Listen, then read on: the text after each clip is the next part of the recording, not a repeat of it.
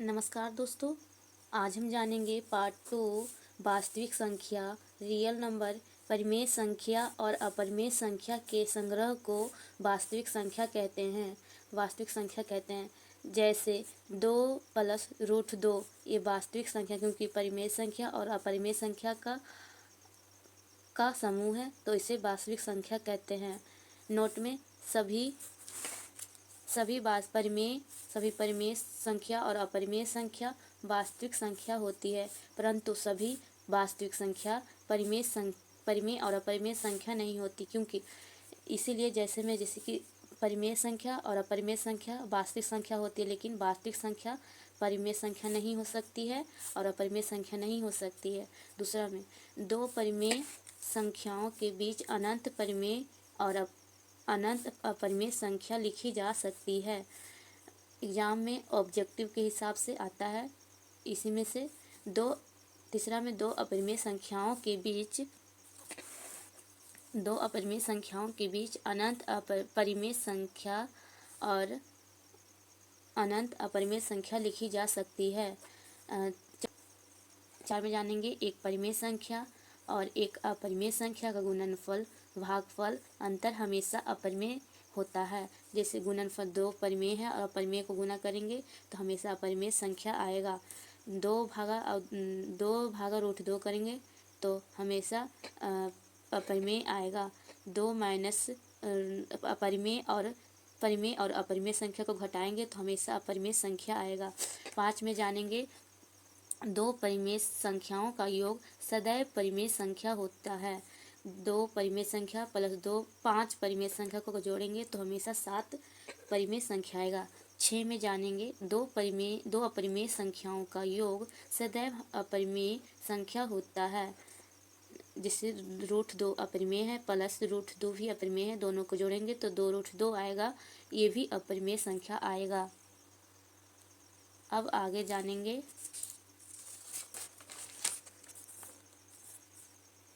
शांत दशमलव।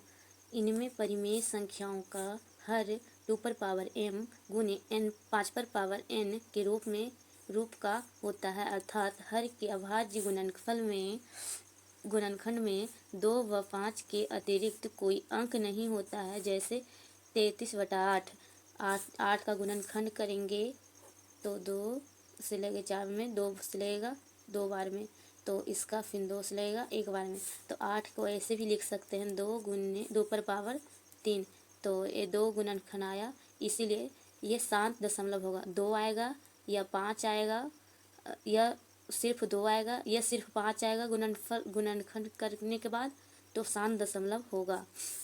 अब आगे जानेंगे अशांत दशमलव।